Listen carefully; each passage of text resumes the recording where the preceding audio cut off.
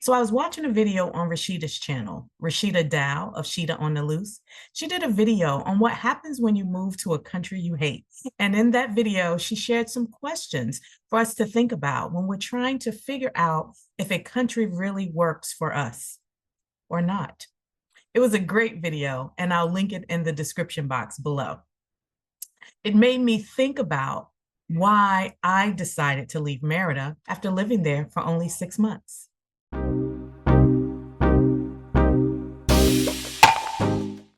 Merida, Mexico. It's one of the most popular cities that many expats move to in Mexico. It's also reported as the second safest city in all of the Americas, and that includes Canada and the United States, second only to Quebec in Canada, I believe. So, of course, it makes the list of a lot of expats that are looking to leave the United States. I was one of them. I moved to Merida, Mexico last fall, and unfortunately, I've also decided to leave Merida. Before I share why I left Merida, Mexico, here's a video on why I moved to Merida. I'll link it right here. You might like that one as well. So go ahead, click to watch. Now let's get into it. Here are 4 reasons why I decided to leave Merida, Mexico. The first one, I'm sure, will be no surprise. Ooh, girl, the heat. It's hot.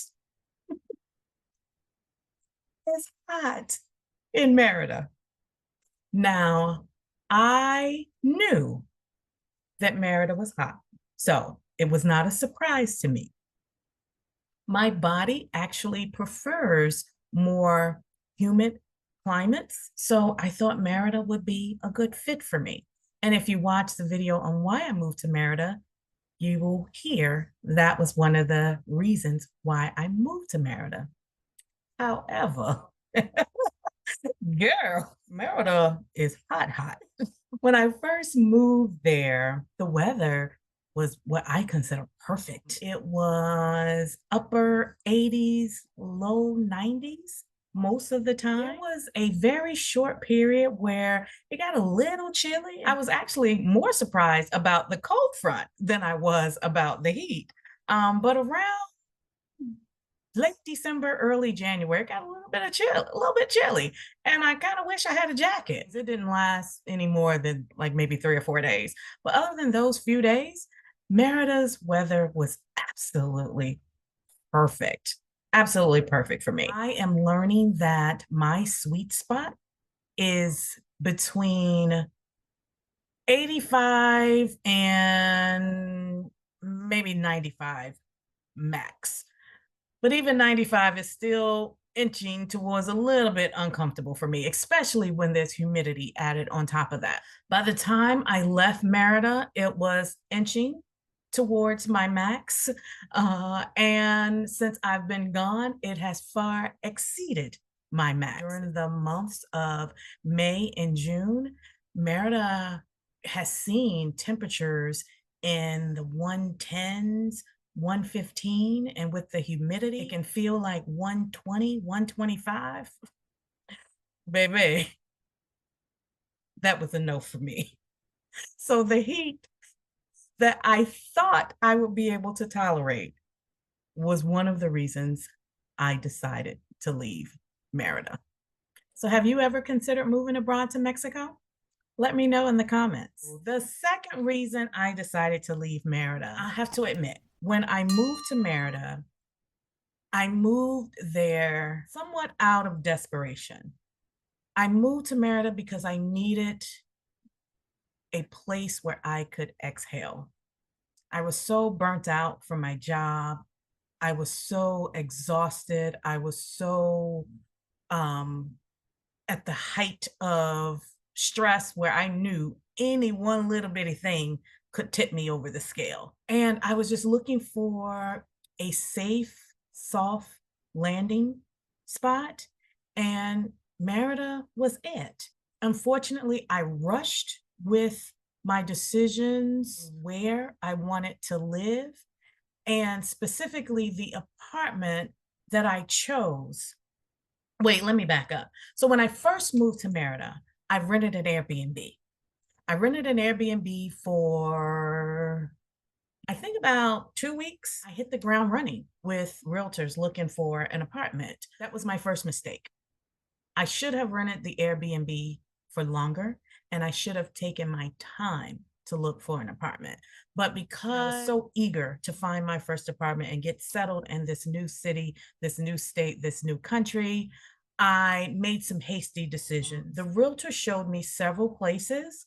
I do remember one of the first or second ones that I saw, I absolutely fell in love because of some external influences. I had the assumption that I was paying too much or that I needed to consider other things. As I learned more about what the average cost of rent was in Merida. So then I started looking for things in that price range. While there were other apartments available in that price range didn't fit Malika's standards. But by the time I decided to go back to the first apartment that I saw that I originally fell in love with, it was already rented. I was so sad. And because my time in the Airbnb was running out, I decided to choose one of the other apartments. It was a lower cost apartment, but it didn't meet all of my needs. And I felt like I was settling, but because I was in such a rush to stop living out of my suitcase, I was in such a rush to finally find a place of my own. And I just wanted to get somewhere, get situated, and exhale. I did not want to extend the Airbnb again. In fact, I think the Airbnb I was in was no longer available. So I decided to rent the better of the remaining apartments that I viewed. It was in a nice neighborhood, but it still didn't meet my standards, but I thought it would be good enough. And because of that, as time went on, I started hating the apartment. I started noticing all the things that my instincts told me no to when I first viewed it. It's like the longer I lived there, the more those things I didn't like became more apparent. Just a couple of examples. The walls were very dark. The walls were like a slate gray. I don't know if that's the right word for it, but the walls were like a medium dark gray. I did not enjoy living in a dark apartment because I prefer lighter walls with more natural light so that it feels bright throughout the apartment. But the dark walls made it feel even smaller. Another thing about the apartment that I did not care for, which again was a mistake I made due to hastiness and making a decision out of desperation, was moving into the apartment before the landlord completed all of the things that we agreed to. When I moved in, it was during a major holiday in Merida. And because of that, it caused a delay in some of the services that the landlord needed to hire for. But he promised that they will be completed by, I think, like the following Monday or something like that.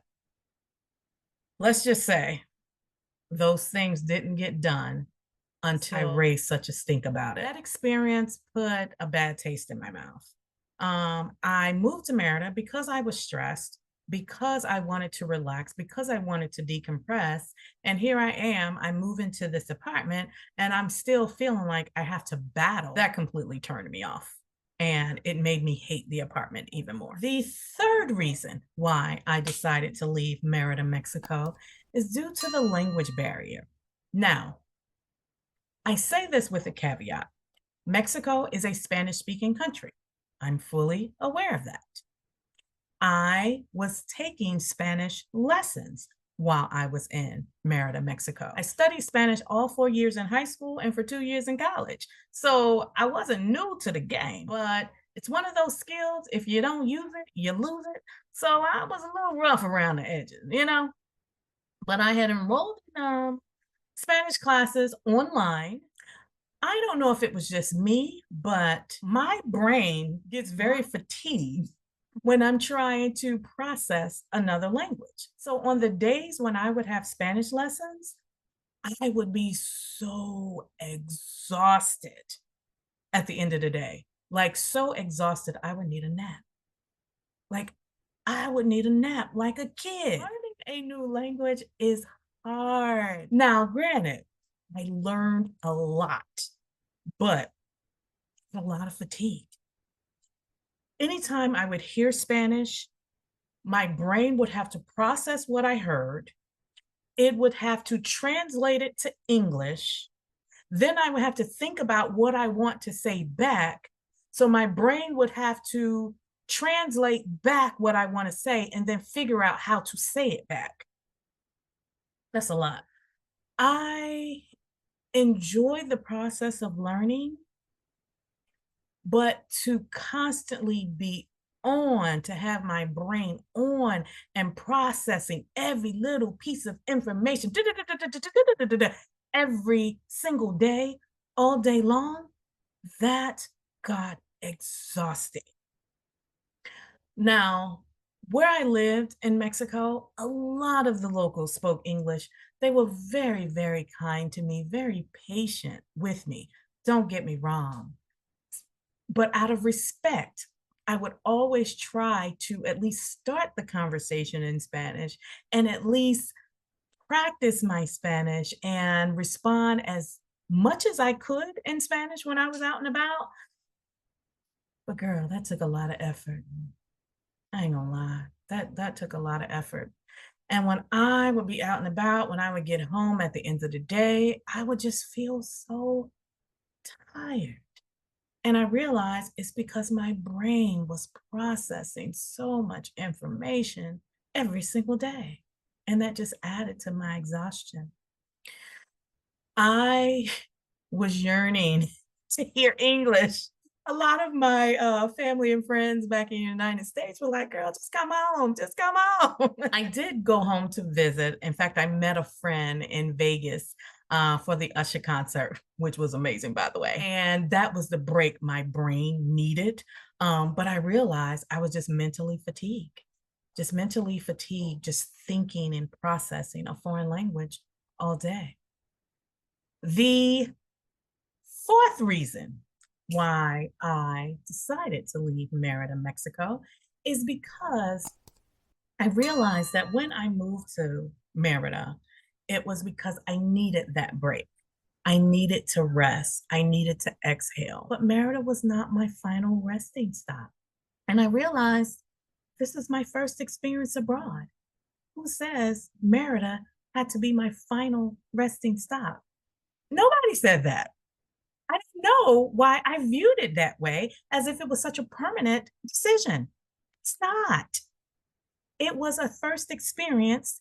It did what it was supposed to do, which was providing a soft landing for my first experience. And it gave me 6 months to rest, to decompress. And after I felt rested enough, I decided it was time to go. Merida was a great experience for me, my first time living abroad, but it's not my final destination. So I've decided that I want to explore more countries. I've always been a traveler, but I've always traveled with a vacation mind. And then I would only stay in a certain country for no more than 2 weeks at a time. Now that I am retired and I could actually plant my feet in a country for weeks or months if I want to, I'm more of a slow traveler and I can immerse myself into the culture like I did in Merida. So I realized I want to experience that in more places. And I have the flexibility and the freedom to do it. So why not? I've decided that I'm going to bop around for the rest of the year, maybe a couple of years. I don't know. For now, I am loving this expat life. I am loving my freedom. There's a whole world out there for me to explore. And when I find my place that speaks to me, I'll know it. And I might plant my feet then or not. Now, with all of that said, I left Merida, but not Mexico, at least not for good. I have permanent residency in Mexico now, so I know I'll return one day, not to Merida, but to another city and state. Just want to try on a few places before I decide to call any one of them home. So if you like this video, hit the like button. Also share it with other Black women who may be considering a move abroad and specifically a move to Merida, Mexico. Hopefully you will learn from some of the mistakes that I made. And if you're able to avoid them, perhaps you will love Merida and decide to stay, or it might make you realize that Merida is not for you.